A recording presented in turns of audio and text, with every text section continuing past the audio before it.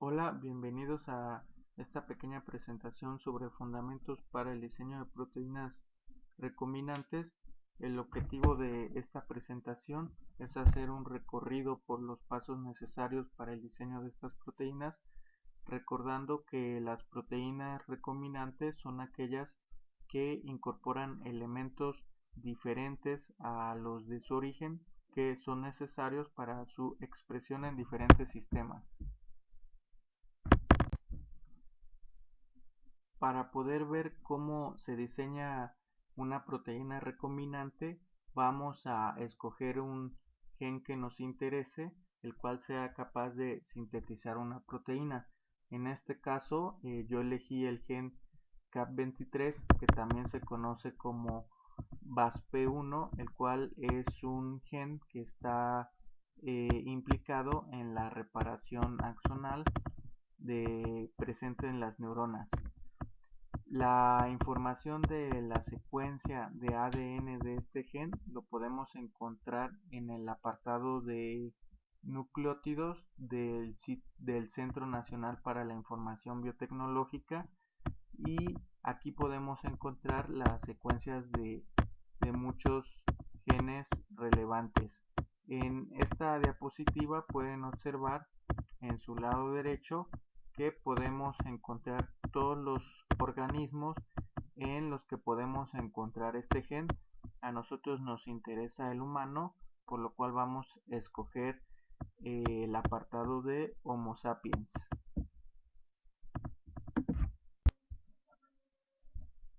Como observamos aquí, podemos encontrar diferentes versiones para el mismo gen o diferentes variantes. Nosotros vamos a escoger la versión de la variante 1, la cual se encuentra abajo de esta diapositiva, para el gen CAT23, que como ya mencioné también se conoce como BASP1, y podemos observar que tiene un tamaño de 1807 pares de bases.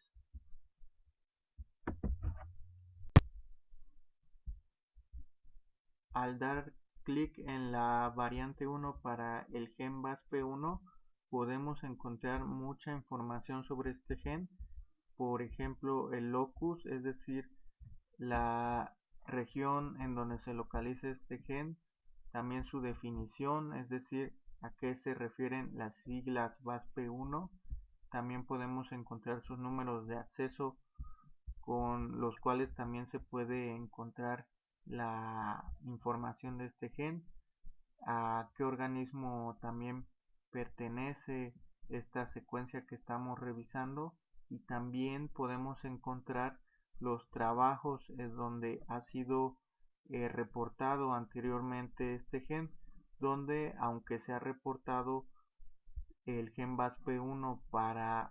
algunas asociaciones en carcinoma, también se ha asociado con la reparación axonal.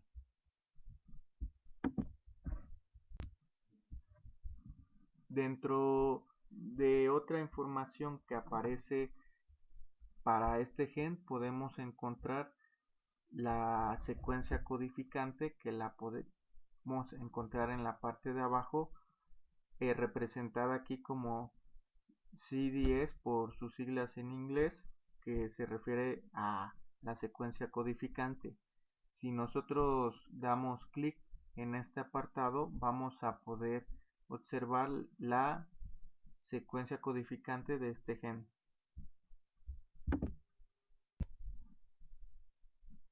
Entonces el sitio nos despliega toda la secuencia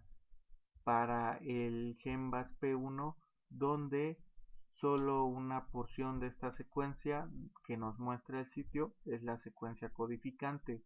es decir, la secuencia que va a ser capaz de sintetizar la proteína del gen BASP1. Entonces aquí también podemos ser capaces de obtener la secuencia en un formato de texto, en un formato simple, por lo cual nosotros podemos pedirle en la parte de abajo que nos entregue esta secuencia en formato de texto, en un formato lineal, y podemos dar clic en el apartado de FASTA que se encuentra en la parte de abajo. Después nos entrega la secuencia del gen BASP1 en este formato simple que podemos observar en esta diapositiva, y ahora vamos a poder ser capaces de descargar esta secuencia, por lo que de su lado derecho van a poder darle clic en Send to, en enviar, para poder indicarle al sitio que deseas la secuencia codificante en un formato FASTA.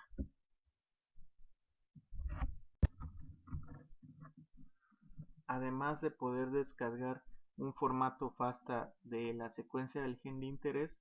también de manera sencilla uno puede copiar y pegar la información de la secuencia de ese gen en una hoja de Word, como pueden observar, y de esta forma podemos ir escogiendo o diseñando los oligonucleótidos o primers necesarios para amplificar todas las secuencias que podemos observar en esta diapositiva.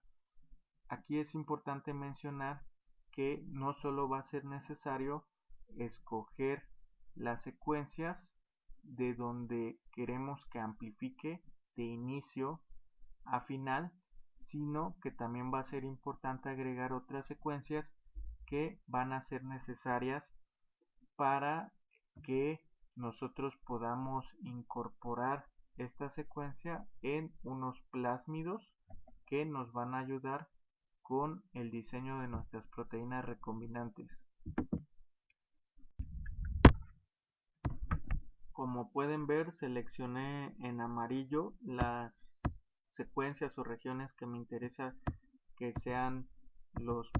primers u oligonucleótidos, y escogí estas secuencias en los extremos porque nos interesa que amplifique toda la secuencia codificante para este gen BASP1. Es importante mencionar que ambos primers deben tener ciertas características para que amplifiquen esta secuencia de forma adecuada durante la reacción en cadena de la polimerasa, es decir, durante la PCR. Estas características que deben contener los primers deben ser, por ejemplo, que tengan una longitud entre 18 y 20 pares de bases, que tengan un contenido de guanina y citosina entre 40 y 50%, que ambos oligos tengan en su extremo 3' una guanina y una citosina, la cual les ayuda a unirse de manera eficiente, y que ambos primers presenten una temperatura de alineamiento o una ATM muy similar. Esta temperatura es la temperatura a la cual se van a unir al cDNA complementario para poder así proseguir con una PCR. Como pueden ver, en el primer de abajo no se incluyó los últimos 3 pares de bases o el último codón. Este codón corresponde a un codón de paro, es decir, el codón que va a indicar que pare la traducción o la síntesis de este polipéptido o esta proteína, y no se seleccionó porque se quiere que al final de este gen se acople una secuencia que corresponde a una proteína fluorescente. En este caso, nosotros queremos fusionar la proteína fluorescente conocida como CFP, la cual nos va a ayudar a detectar a esta proteína de BASP1 con ayuda de esta proteína fluorescente. Es por eso que necesitamos retirar el codón de paro al final de este gen, que en este caso es TGA, para que no se detenga la traducción antes de este este codón, sino que la traducción prosiga para que también incorpore los aminoácidos correspondientes a la proteína fluorescente CFP. Aquí podemos encontrar las secuencias que se escogieron para diseñar los primers en el extremo 5' o en el comienzo del gen BASP1 y para la primer o la secuencia que se encuentra en el extremo 3' para el final del gen BASP1. Es importante mencionar que para el primer que se encuentra en el extremo 3' necesitamos obtener su secuencia reversa complementaria, ya que esta es necesaria para su amplificación mediante la reacción en cadena de la cadena de la polimerasa o PCR. Este reverso o reversa complementaria consiste en colocar la forma reversa de la secuencia de interés y posteriormente es obtener la secuencia de pares de bases que es complementario. Para esto podemos encontrar algunos programas disponibles de manera gratuita para realizar esta reverso complementaria.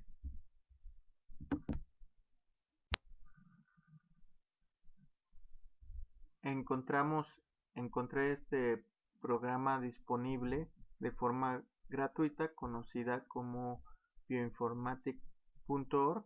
donde podemos ser capaces de obtener el reverso complementario para la secuencia del primer 3' que se encuentra en el extremo 3'. Podemos copiar y pegar esta secuencia en este programa y posteriormente enviar para obtener la secuencia reversa complementaria. Aquí podemos encontrar ya la reversa complementaria para esta secuencia, la cual se obtuvo a partir de este programa disponible.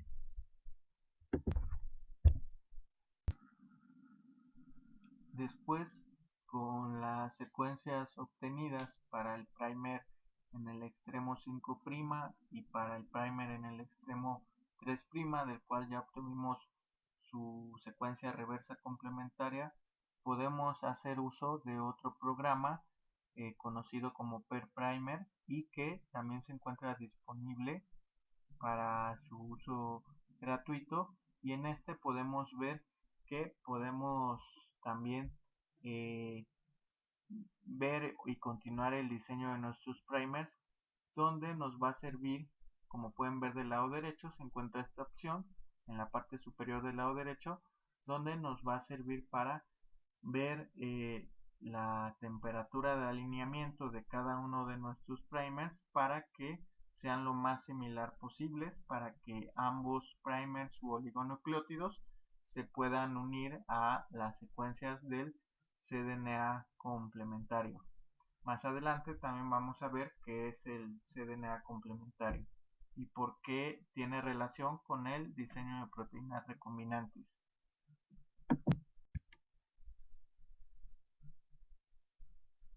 Como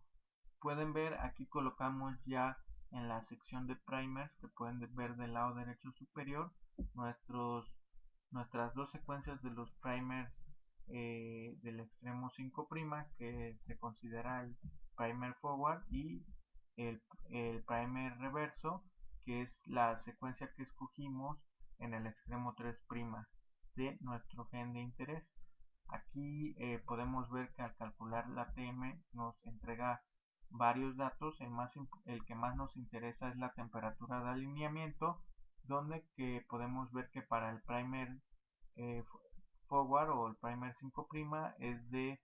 62.60 grados y para el primer reverso o el primer que se encuentra en el extremo 3' es de 62.19, es decir que no sobrepasa una diferencia de 1 grado en la temperatura de alineamiento de ambos primers, lo cual es adecuado. También nos da otros datos sobre si se forman los dímeros entre ambos primers, y podemos ver que no son adecuados estos primers para su extensión expresión de la cadena durante la PCR, debido que aunque se forman un porcentaje de estos dímeros, eso no representa un problema para su uso durante la PCR. Después de que se usan los primers para la amplificación de nuestra secuencia codificante de nuestro gen de interés, es decir, que ya amplificamos mediante PCR esta secuencia del gen BASP1, estas secuencias codificantes con las características de nuestros oligos se pueden añadir a dos tipos de vectores. Un vector que tenemos del lado izquierdo es un vector de tránsito y el vector que tenemos del lado derecho es un vector de expresión. Tenemos también que recordar que un vector es una molécula circular de ADN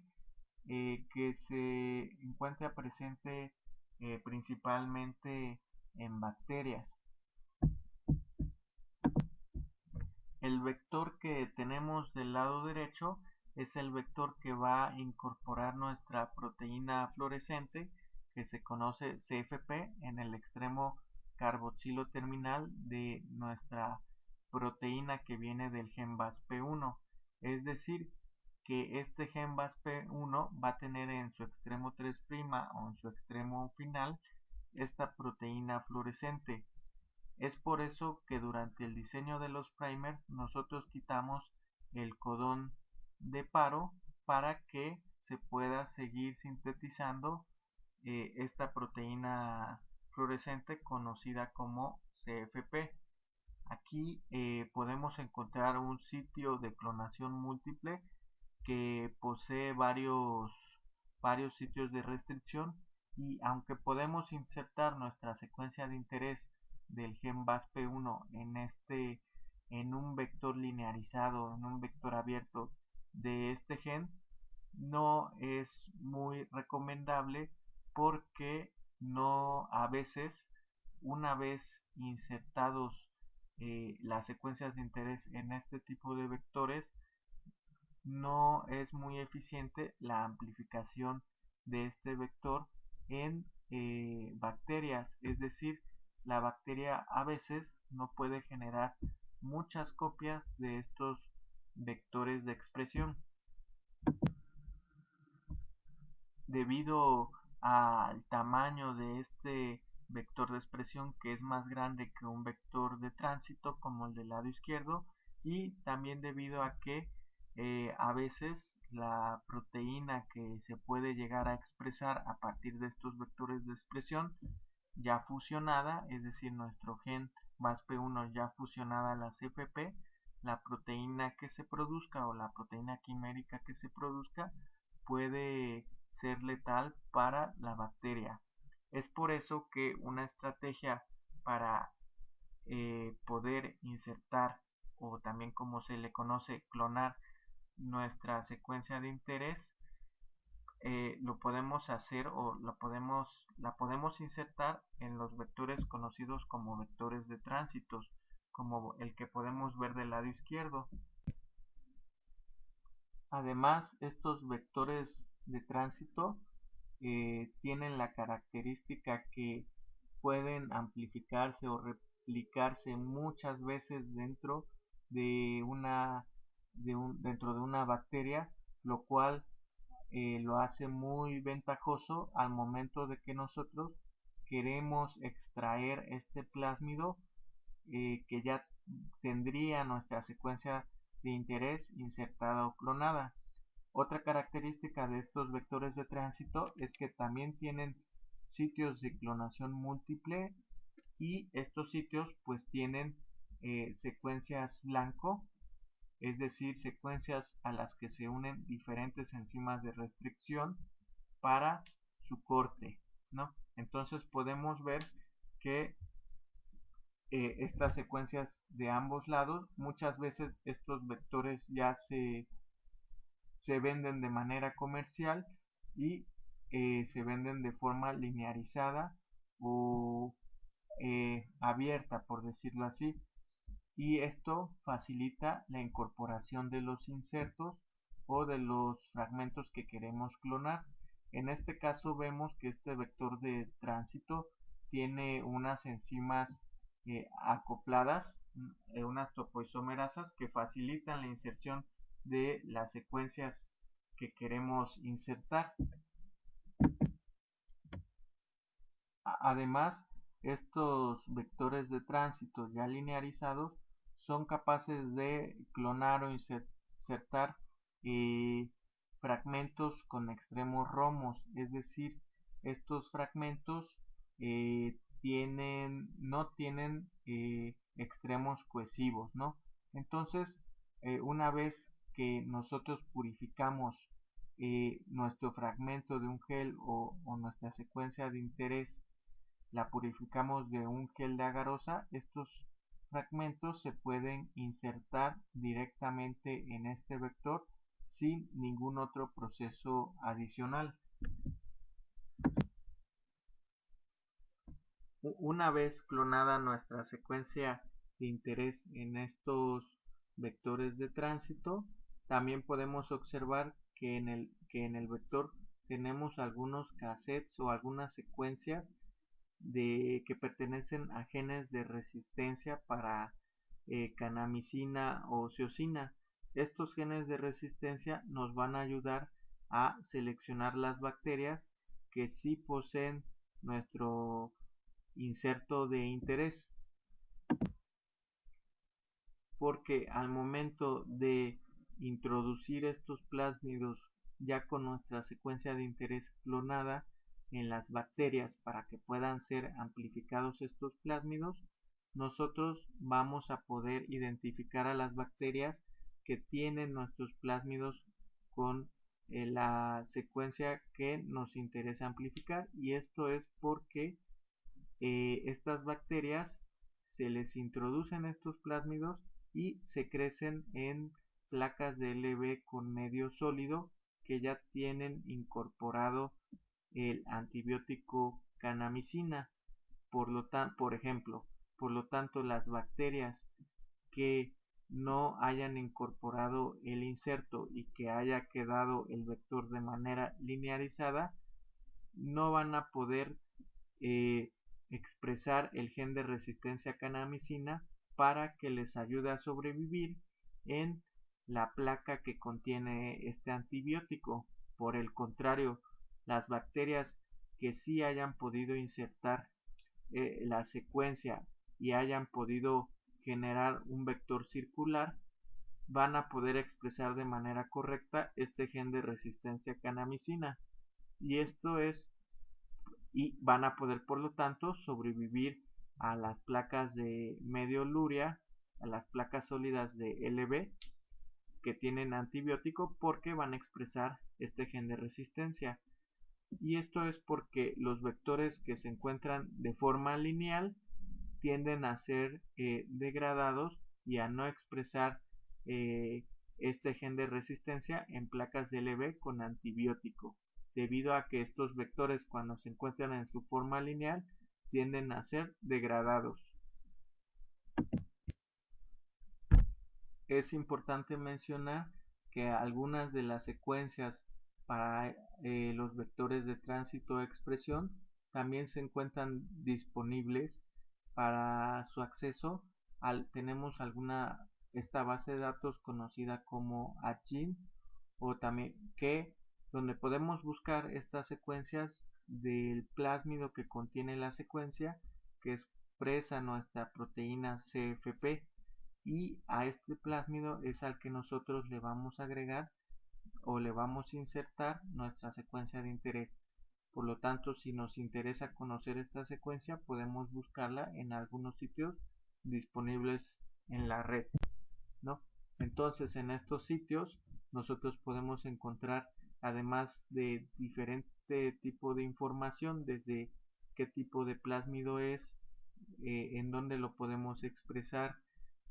su nivel de expresión. También podemos encontrar las características de este plásmido CFP. Aquí podemos encontrar del lado derecho superior una zona que se encuentra en azul, donde podemos ver el sitio de clonación múltiple para diferentes enzimas de restricción.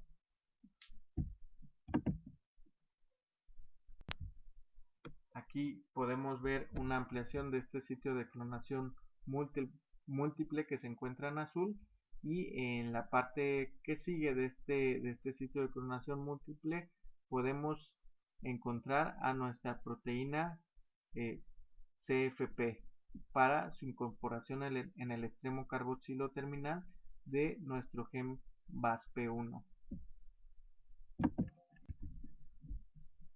Bueno, ¿y por qué sería importante consultar secuencias de nuestros vectores de expresión? Aquí vemos otra forma de presentar el vector de expresión con que va a agregar nuestra secuencia de nuestra proteína fluorescente CFP. Y bueno, es importante consultar estas secuencias para ver qué sitios de restricción posee, ya que, como recordaremos, nuestros plásmidos de tránsito tienen varios sitios de restricción. Entonces nosotros tenemos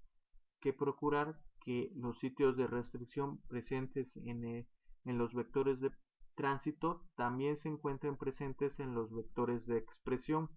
para que nosotros podamos cortar de nuestro vector de tránsito pasado, que se conoce como Blond topo, y podamos cortar y restringir de ahí nuestro fragmento que ya clonamos y ya insertamos de nuestro gen BASP1, lo podamos cortar, lo podamos aislar y ahora lo podamos introducir en este vector, el cual nosotros tenemos que cortar con las enzimas que cortamos el vector pasado. En este caso nosotros podemos poner como ejemplo el corte con la enzima HindE3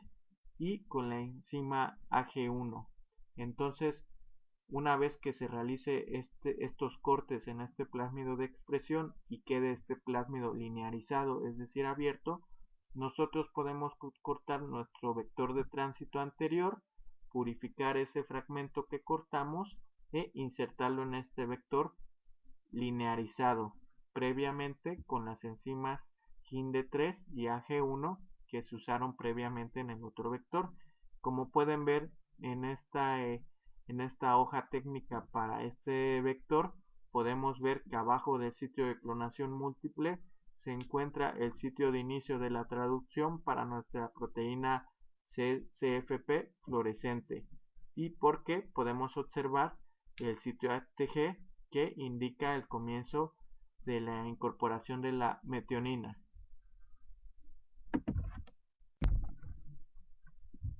Además de verificar que las enzimas de restricción se encuentren tanto en el vector de tránsito como en el vector de expresión, también tenemos que revisar que no haya sitios de reconocimiento de estas enzimas en nuestra secuencia codificante para el gen BASP1, debido a que si hubiera un sitio de reconocimiento para una de estas enzimas, esta enzima podría cortar esta secuencia y tendríamos un gen incompleto, no nos serviría. Por lo tanto, nosotros podemos bajar, como se mencionó anteriormente, esta secuencia en un formato FASTA. Podemos ver del lado derecho superior está apartado de enviar de Send to, donde podemos bajar el archivo, la secuencia codificante del archivo. Ahí indica Coding Sequence, le damos clic y luego podemos escoger la sección de File del archivo. Posteriormente podemos ver que también podemos seleccionar el formato FASTA para poder abrir este archivo. Cuando nosotros bajamos el archivo en formato FASTA y le damos clic a este archivo que nosotros bajamos, podemos abrir este navegador que ya tiene incorporado esta sección de nucleótidos del NCBI, que nos redirige a este navegador que ya mencioné anteriormente, que se llama UniPro Eugene. y podemos ver que nos abre esta forma de presentarnos nuestra secuencia, donde tenemos muchas herramientas que podemos usar, pero la que nos interesa se encuentra en la parte superior del lado derecho, que se encuentra como unas tijeras, ¿no? Que hace referencia al corte de las enzimas de restricción. Entonces nosotros podemos indicarle qué enzimas queremos ver si cortan esta, si ponemos HindE3 y AG1 u otras enzimas, podemos indicarle que queremos ver si esas enzimas tienen sitios de reconocimiento en este gen,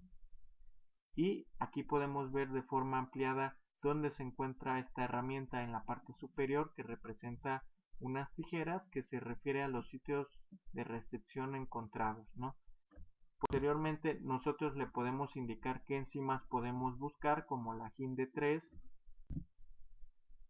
y la AG1.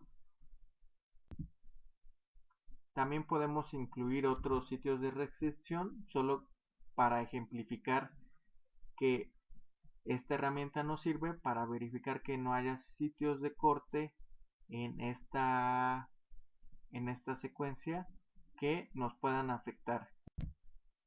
Aquí, como podemos ver, ya le dimos aceptar para que busque estos sitios de corte, y bueno, en la parte inferior podemos ver qué enzimas encontró. No encontró la enzima HindE3 ni AG1, pero sí encontró esta enzima BAG1, que solo la colocamos como ejemplo para ver que sí detecta los sitios de reconocimiento para estas enzimas. Sin embargo, esta enzima no nos va a afectar porque no la escogimos como una enzima que nos ayude a cortar nuestro vector de restricción, solo fue como ejemplo. Aunque sabemos que nuestro vector de tránsito posee los sitios de restricción necesarios para que sea cortada nuestra secuencia que clonamos en ese vector de tránsito, y posteriormente se pueda clonar esa secuencia purificada y se pueda clonar en nuestro vector de expresión, vamos a suponer que el sitio HindE3 y AG1 no se encuentran en el vector de tránsito, por lo que agregar estos sitios de restricción a los primers que previamente diseñamos sería importante, tanto en el primer 5' como en el primer 3'. Como podemos ver, del lado derecho se encuentran los sitios de corte HindE3 y donde es que realiza el corte la enzima de restricción, y igualmente para G1 en la parte de abajo. Una vez que añadimos estos sitios de corte, es importante mencionar para el primer 3' que nosotros, como recordarán, le quitamos el ATG, el codón de paro. También se tiene que añadir la secuencia para que reconozca la enzima G1 y realice el corte, y una vez añadida este sitio de reconocimiento también se tiene que realizar la obtención de la secuencia reversa complementaria, y esto se hace en el supuesto de que nuestro vector de tránsito no tuviera los sitios de restricción necesarios para estas enzimas. En algunas ocasiones se prefiere agregar los sitios de corte porque son las enzimas con las que ya se encuentra, o son enzimas que ya posee un laboratorio, ¿no? Entonces resulta más fácil añadir estos sitios de reconocimiento a los primers para amplificar toda la secuencia codificante. Otro punto a considerar en el diseño de los primers que se encuentran en el extremo 3', es decir, el primer 3' o el primer reverse, es que en el caso de secuencias que se van a fusionar a nuestro gen de interés en el extremo carboxilo terminal, es decir, en el extremo 3' o en la parte final de nuestro gen, es importante revisar que la secuencia quede en fase. Como pueden observar, este es nuestro primer, el cual se le quitó el codón de paro para que continúe la lectura de codones. En este caso va a leer los codones, que son los tripletes de pares de bases de la enzima de restricción, pero a veces, como parte de los vectores que se tienen en el laboratorio, antes del codón de inicio o del triplete de 3 bases que indica la síntesis o la incorporación de metionina, se pueden presentar algunas bases. Esas bases adicionales pueden generar un desfase o un cambio del marco de lectura. Esto quiere decir que una vez que se va leyendo al final de esta secuencia del gen de interés, después del codón de paro o de donde estaba el codón de paro, tiene que leer cada codón. Pero si hay bases adicionales antes de la metionina, del codón que indica metionina, puede generar un corrimiento del marco de lectura. Aquí en la parte inferior puse como ejemplo que si se toman los siguientes 3 pares de bases después del GGT, podemos observar que se hace el codón AAT, que indica asparagina, y no el codón metionina, por lo cual el codón generado de asparagina correría o desfasaría todo el marco de lectura y cambiaría los aminoácidos incorporados para nuestra proteína CFP. Por lo tanto, en el diseño de nuestros primers, como se puede observar en la parte inferior, se tiene que considerar a veces agregar algunas bases antes de nuestro sitio de restricción. Y aquí podemos ver que en este caso decidí incorporar 2 timinas y, como pueden ver, finaliza el gen de interés, BASP1, agrego estas 2 bases y posteriormente podemos encontrar la secuencia de reconocimiento para nuestra enzima de restricción, que era ACC-GGT. Entonces, los codones que se leen después de nuestro gen de interés es TTA, que codifica para leucina, CCG, que codifica para prolina, y GTA, que codifica para valina, por lo cual queda en fase debido a que el siguiente codón es metionina y posteriormente siguen los otros codones de nuestra proteína fluorescente CFP 1. Como vemos, con los primers diseñados anteriormente, podemos insertar esta secuencia amplificada mediante PCR en este vector de tránsito que mencionamos previamente como Blond Topo. Podemos ver que no era necesario agregar el sitio GIND3 que se encuentra del lado izquierdo, pero del lado derecho no tenemos el sitio AG1, el cual habíamos hablado en la diapositiva anterior. Entonces era importante agregar este sitio de restricción como parte del primer. Es importante recordar que las temperaturas de alineamiento no se modifican con la incorporación de las secuencias de restricción, porque estas secuencias no van a tener complementariedad por las secuencias que se encuentren al lado de la región en donde se une el primer. Entonces esto no va a alterar la temperatura de alineamiento. Ahora tenemos que revisar un poco cómo obtenemos estos genes amplificados o estas secuencias, cómo las obtenemos a partir de nuestros cultivos de células. antes de clonar nuestra secuencia de interés, en este caso del gen BASP1, en el vector de tránsito, necesitamos obtener esta secuencia eh, para poder clonarla, ¿no? Entonces, primero lo que necesitamos es hacer una extracción de ARN mensajero. Esto debido a que nosotros queremos trabajar con la secuencia codificante de nuestro gen. Entonces, el ARN mensajero, después de su transcripción, sufre una serie de procesamientos en el cual se retiran los intrones para que quede la secuencia codificante con todos los exones que nos van a permitir expresar la proteína de interés del gen BASP1. Entonces, este ARN mensajero por lo general se extrae por el método de trisulcloroformo.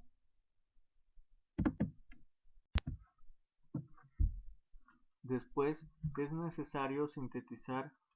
una molécula de ADN complementario, también conocido como cDNA por sus siglas en inglés, a partir de una molécula de ARN que obtuvimos previamente por el método de trisulcloroformo. Esto se va a lograr con ayuda de una enzima conocida como retrotranscriptasa mediante una técnica conocida como RT-PCR, la cual tiene la capacidad de producir esta cadena de ADN a partir de un molde de ARN. Entonces, una vez que tenemos nuestro cDNA, el cual se obtuvo gracias a que se realizó esta retrotranscriptasa, podemos hacer posteriormente una PCR punto final con los primers que diseñamos previamente con todas las características, incluidos los sitios de restricción y con las bases de más que agregamos para que nuestro primer que se encuentra en la posición 3' quede en fase o que no se altere el marco de lectura. Una vez que añadimos todos los componentes a nuestra PCR, donde se incluyen nuestros primers u oligonucleótidos, más magnesio, más buffer y también nuestra enzima DNA polimerasa, podemos llevar a cabo nuestra PCR punto final, teniendo en cuenta que como molde vamos a usar el cDNA obtenido durante la RT-PCR que obtuvimos a partir de nuestro ARN mensajero.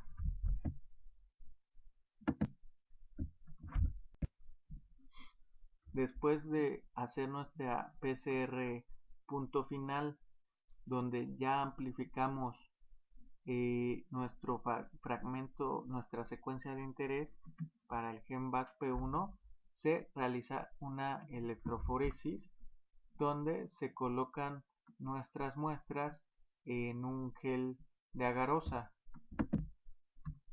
que va a separar las secuencias mediante tamaño y carga eléctrica, debido a que nuestras secuencias de interés poseen una carga negativa debido a los grupos fosfato presentes en la molécula de ADN de nuestro gen de interés. Esta se va a desplazar hacia el polo positivo de nuestra cámara de electroforesis, separando mediante esta carga y mediante su peso este fragmento, el cual posteriormente se puede purificar a partir de este gel de agarosa con algunos reactivos que ya se encuentran disponibles y que realizan una extracción rápida de estos fragmentos.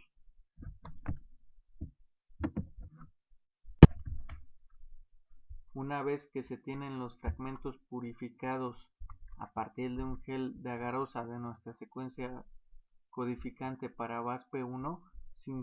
se insertan en nuestro vector de tránsito linearizado. Aquí debe estar abierto una parte de las secuencias donde se va a introducir esta secuencia codificante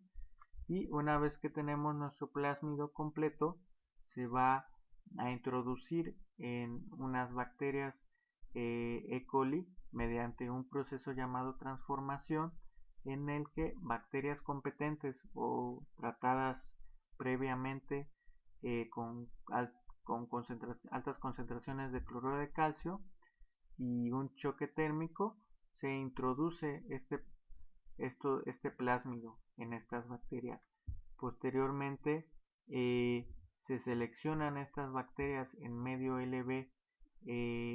solidificado que tiene el antibiótico kanamicina, y solo las bacterias que tengan incorporado este gen del gen BASP1 que no se ve aquí van a poder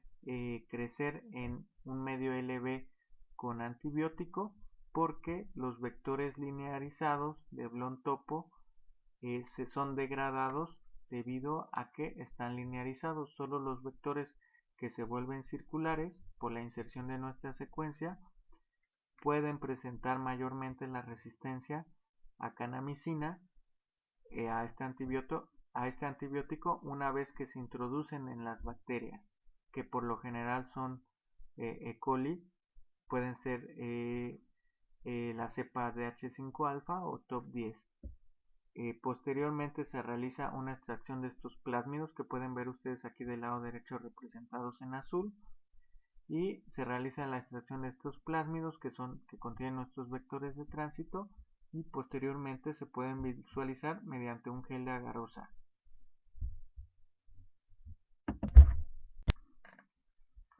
Una vez obtenidos los plásmidos, estos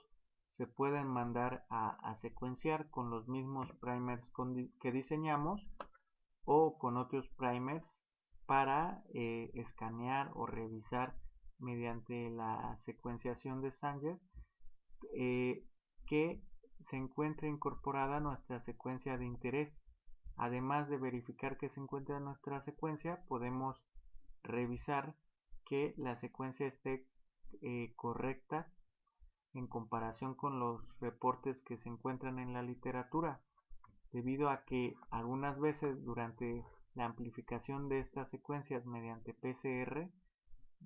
durante la RT-PCR o la RT-PCR o la PCR punto final, se pueden incorporar a algunos cambios en la secuencia. Por lo tanto, es importante secuenciar los plásmidos obtenidos.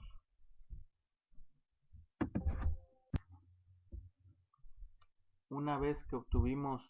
los plásmidos, podemos pasar a hacer un ensayo de restricción de estos plásmidos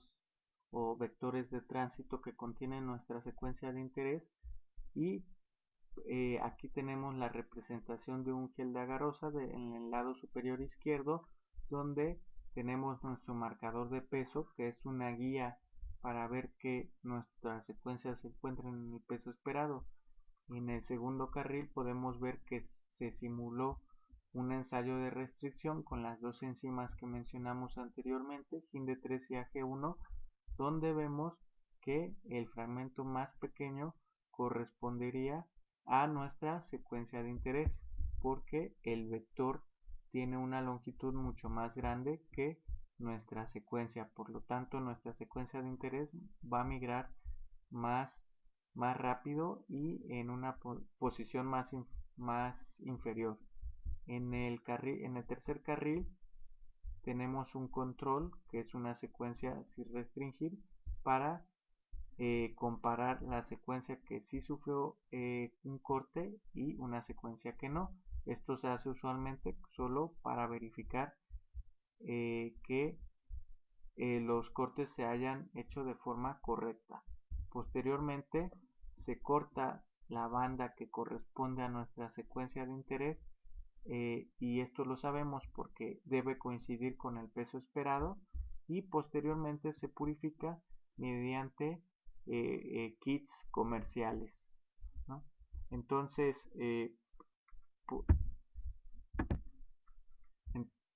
estas secuencias purificadas con este kit se insertan en los vectores de expresión, en este caso el vector CFP,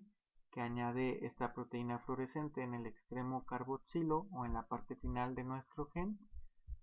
y posteriormente se realiza la misma técnica de transformación o incorporación de estos plásmidos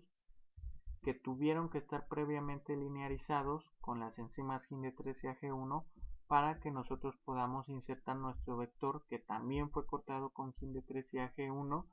y que fue ligado con, vaya la redundancia, una ligasa, que es una enzima dependiente de ATP, que nos ayuda a cerrar, bueno, ligar los esqueletos de fosfato, ¿no? Para poder insertar de manera correcta nuestra secuencia de interés en nuestro vector linearizado de CFP. Posteriormente, estos vectores ya completos se introducen en las bacterias por esta técnica conocida como transformación, y posteriormente se realiza la extracción de estos vectores o de estos plásmidos por un método conocido como mini-prep.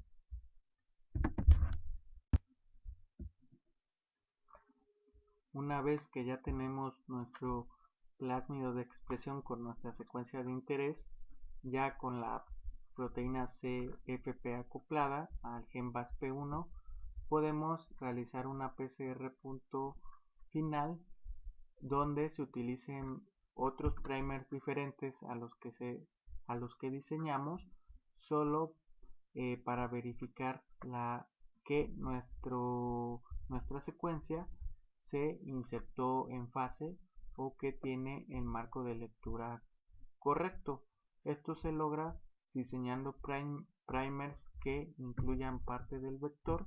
y un primer diseñado en una parte interna de nuestra secuencia de interés, para así que en tal caso que sí se haya amplificado nuestra secuencia, quiere decir que hubo una inserción en fase. Además que el tamaño corresponda al fragmento esperado. Posteriormente se puede volver nuevamente a secuenciar solo para verificar que no haya ningún cambio en nuestra secuencia de interés, para posteriormente, si es necesario, volver a transformar este plásmido en las bacterias y extraer más plásmidos si fueran necesarios.